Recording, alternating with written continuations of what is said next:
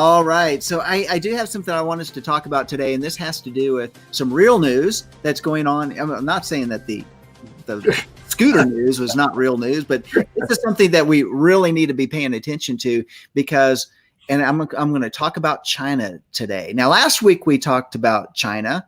Well, I've got another issue regarding China, how that's going to affect the United States. It could affect the United States. It could affect the entire world. And this was an article that I picked up over at the HalTurnerRadioShow.com.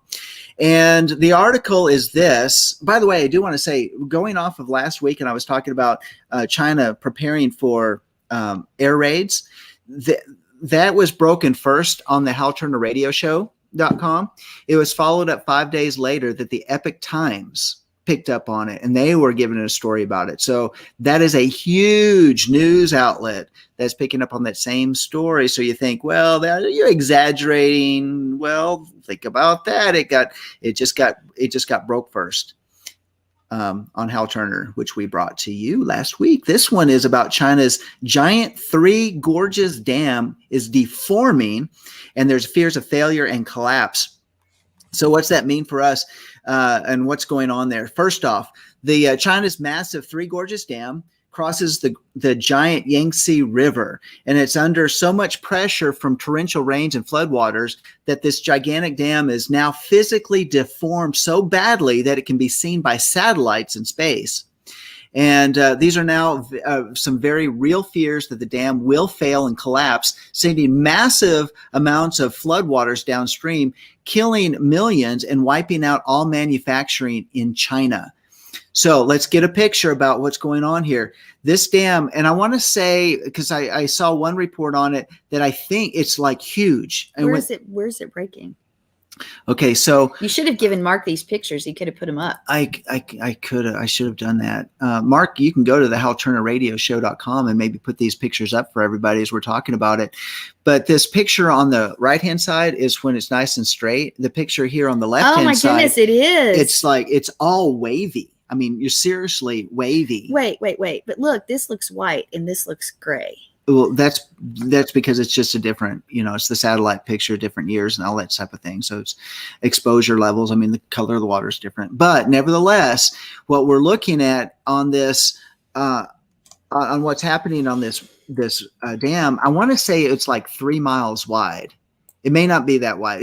But it's huge. It's really, really long, and it's straight. It's just straight across the river. So it says in the article that the amount of compression of deformity is stunning, and it's not a piece of plastic or steel that can really bend. It's concrete. HalTurner.com. Yeah. HalTurnerRadioShow.com. Okay. Well, that's where I'm trying to go, but it's not getting me there. So I don't know. I mean, I'm there, but I don't know where to go from here. Yeah. So it's going to be on one of the top articles. You'll look at the part. It'll be like number 6 or 7 down, I think, by now. How do I get to under news? Under news. Go to the homepage. I am on the homepage, and it's just a bunch of advertisements. Scroll down. You'll have to just scroll around on it. But there, it's not there. But it keeps going to like index PHP ENC. So you can go to the world news. World news.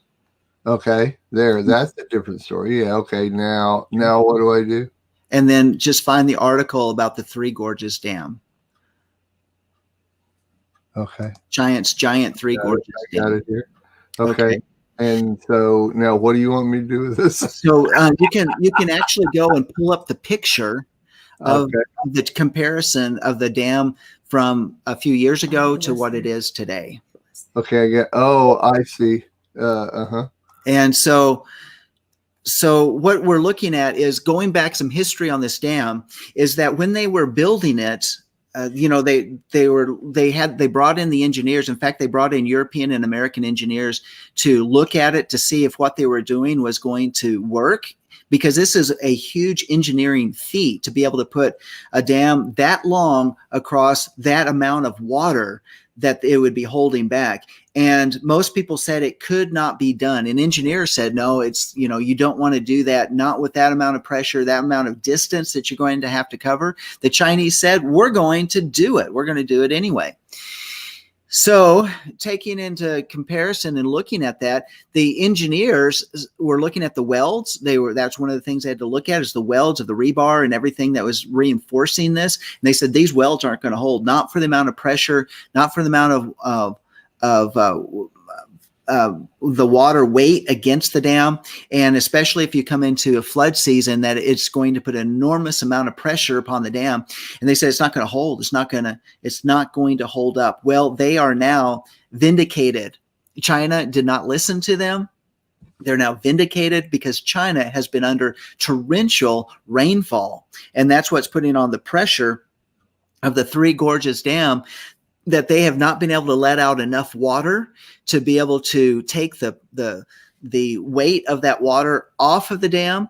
And so but in course, in opening up those floodgates and letting the water downstream, they're flooding out thousands, hundreds of thousands of acres of farmland. Even right now, there are floodings in cities just because they cannot get enough pressure off that dam.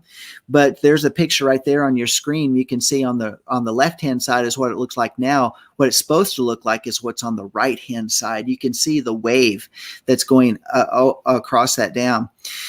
The engineers use very high-grade steel reinforcing when building something like a dam. The steel prevents the movement of the concrete from stretching and bending.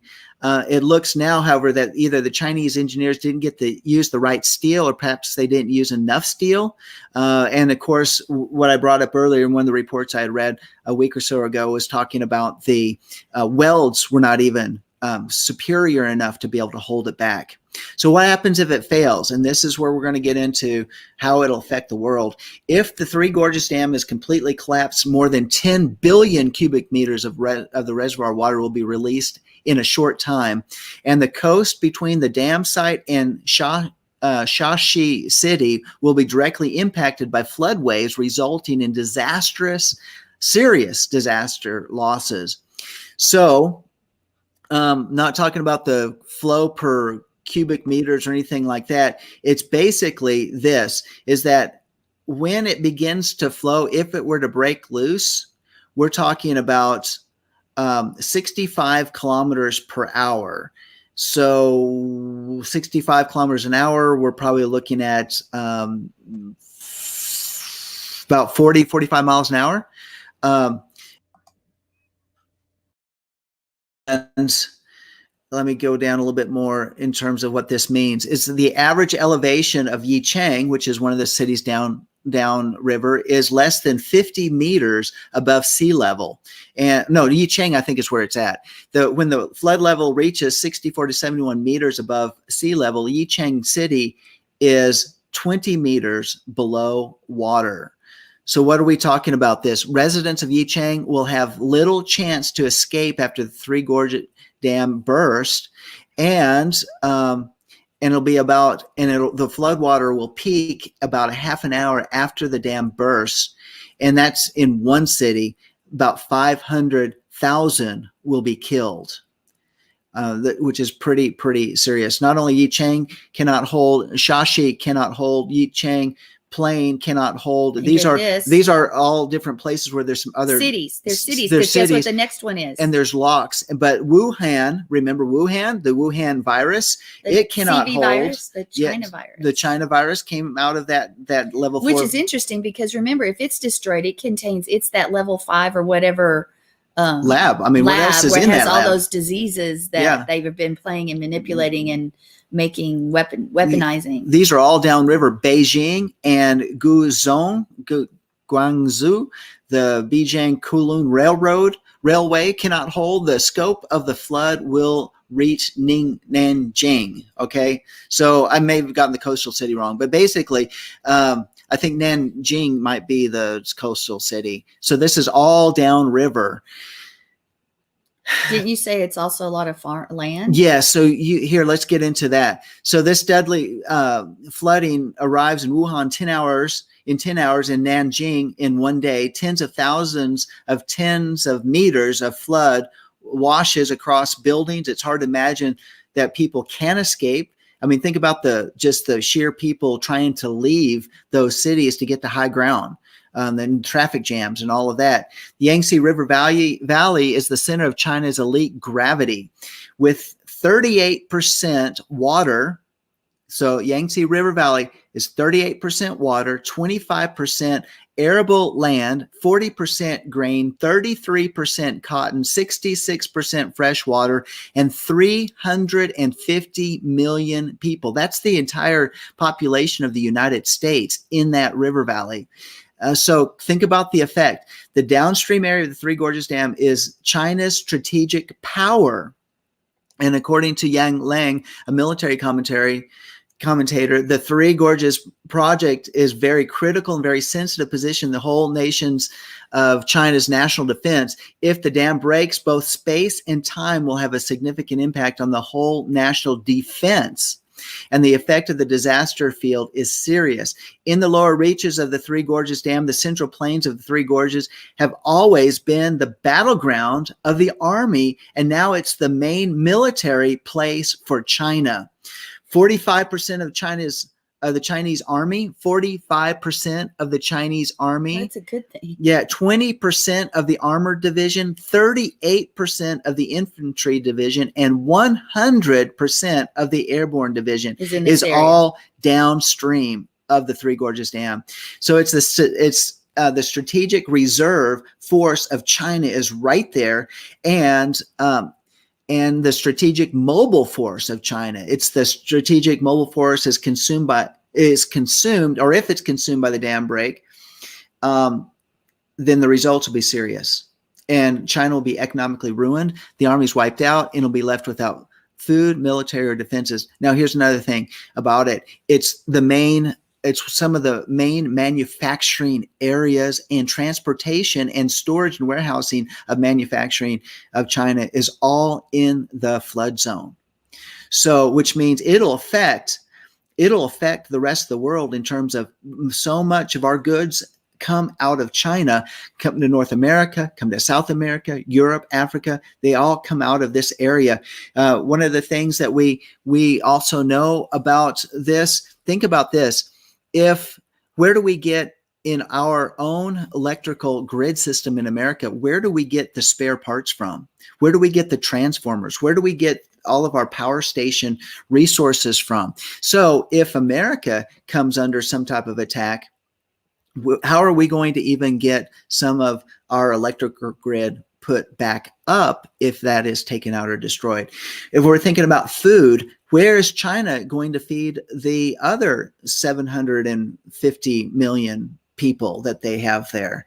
Where are they going to be looking for food? They're going to look for other bread baskets. It's going to put an amazing amount of pressure upon the food resources of the world. So we want to keep these things in mind. This is tremendous. Now, I've another thought that comes into my mind is, what about the weather wars that take place, where there is an ability to manipulate the weather?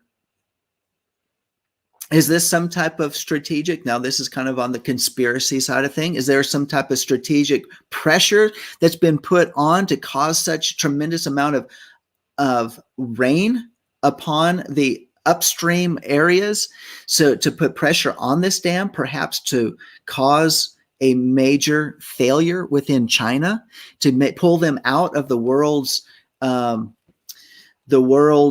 strategic, as we were talking about last week, that strategic arms race and the pressure of perhaps war against the United States, and let alone they have the Silk Road, and how they have all of these different places around the world where they have gone in to take out the resources: Afghanistan, Africa, into the Middle East, all of these different strategic alliances that China has built up in order to extract their resources for themselves. What is this going to do in terms of the economies of the world, and how is it going to affect, and how is China going to be able to survive this? What's it going to do in terms of our relationship with China? Will they be coming for our resources, those that are the survivors of it? The pressures are really big. Is this Yahweh's plan or something? Just as Smiley One has said here, is there a plan? Is Yahweh doing something to protect maybe the nations because of the threat that China poses upon the world? And things that China's done. And the things that China's done. So there you go. This is some very, very big world impacting event, all based on an engineering feat that was defective. And if the pressure continues at Three Gorges Dam, if they don't release enough water, what are the results? And what are y'all's thoughts? The day and the hour we're living in, who could think, of course, mankind always has his plans, their plans, and yet Yahweh is going to be supreme over all of it. Your thoughts, Mark? Oh, I don't, I mean, it's just like every day is some big catastrophe coming up. It's something new, and look up for our redemption draws nigh. Yeah. I mean, it's like every day, every week, every hour, it's something that we keep hearing about. And thank God for the internet, that we can stay abreast of everything that is happening in the world, because if 20, 30 years ago, how would we know any of this stuff? We wouldn't. It's so thank God that we have all this. And another thought you were talking about is the place Wuhan or whatever it is, where they developed the virus. The thought that goes through my head is when you're talking about a place like that being wiped out, or any CDC place or anything like that, you wash all of those things into the water and into the water system. And now it's not just airborne, it's all waterborne. And now it goes into the ocean, and, the oceans are now got all this stuff in there. And I don't know, I mean, it's just like one thing on top of another on top of another, and it just keeps building. And pretty soon, God's wonderful earth that it's already that way, but God's wonderful earth that he created for us to thrive and survive on, is now tainted even that much more. And it's like, I don't want to go home yet. So I don't know how else to put it. Is I don't want to go home yet. I'm enjoying life as it is now, and how it is, and that type of thing. So that's my only thoughts. I don't know. I got nothing to say about the dam, because I don't know. It's interesting news, but all we can do is, like everything else, sit back and wait. Yep. Sit back, wait, see what happens. And Yahweh has a way of cleansing the earth, refreshing the earth, and we know that we know, and there's things that he does to reset the earth. I don't wish any ill will on the innocent people of China, and yet we do have major threats that have come from China and through China, and which many parts of our own government are in alignment with. I mean, even Joe Biden, who made 60 trips to China, making up deals and setting up things in a relationship with China that puts us in dependency with them, which is the other thing, is that what do they say? 90% of our pharmaceuticals come out of China. This should be a wake-up call that I need to come back to America. America needs to produce Yeah, President Trump's been saying this all along for 3.5 years, and those that are resisting him are actually not looking out for the good of the American people.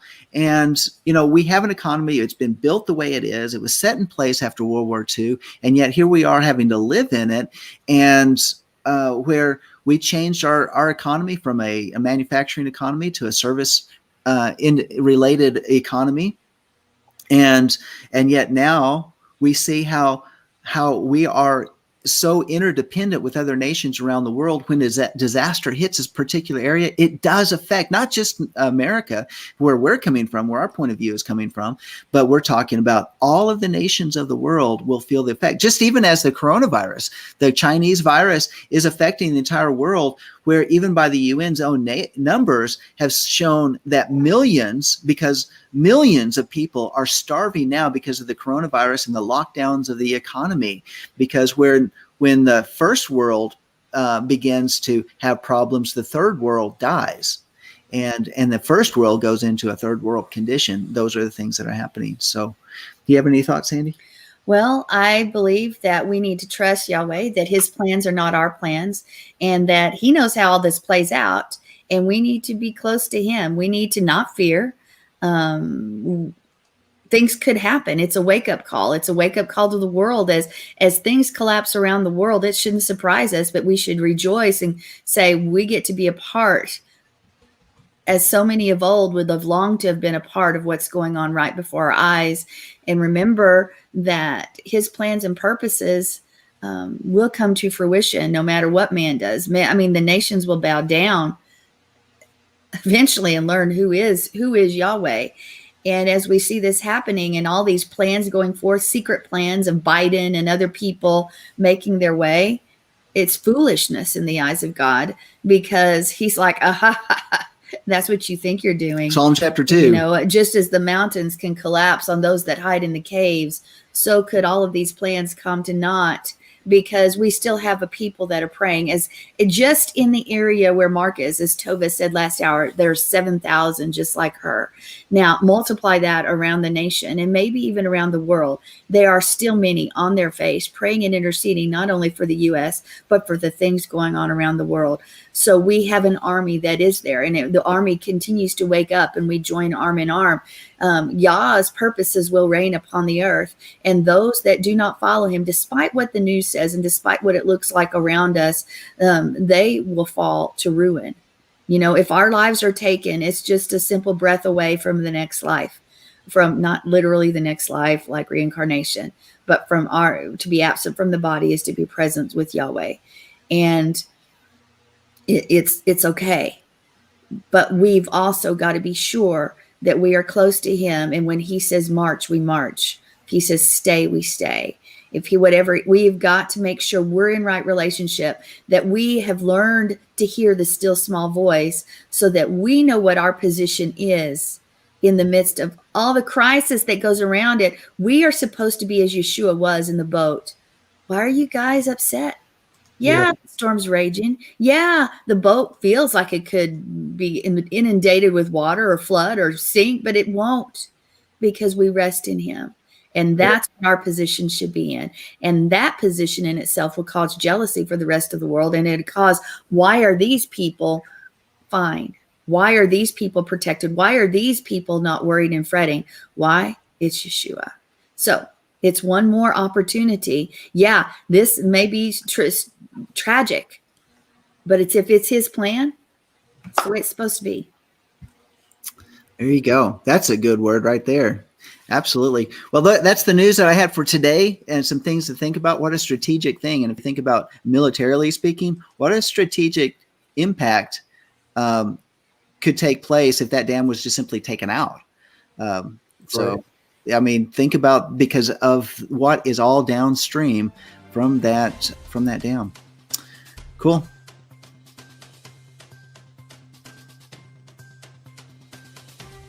We are richly blessed to bring you what we believe is the fullest, most diverse, yet up-to-date progressive teachings, discussion, and prayer programming you can find anywhere on this planet. Be sure to take the tour of the MessianicLambRadio.com website. I'm Susan Hoogie, thanking you for joining us on the Messianic Lamb Video Network.